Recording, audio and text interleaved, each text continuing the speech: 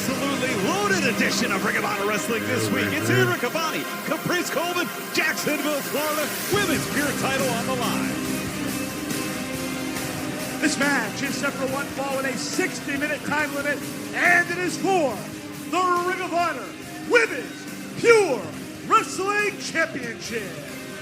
Introducing first, wrestling out of Hackettstown, New Jersey.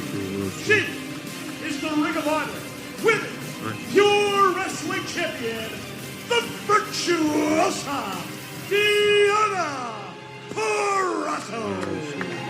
A rematch of the finals of the ROH Women's Pure Title Tournament coming your way. Deonna Purrazo, the inaugural Women's Pure Champion. Caprice, she has been the target, though, of her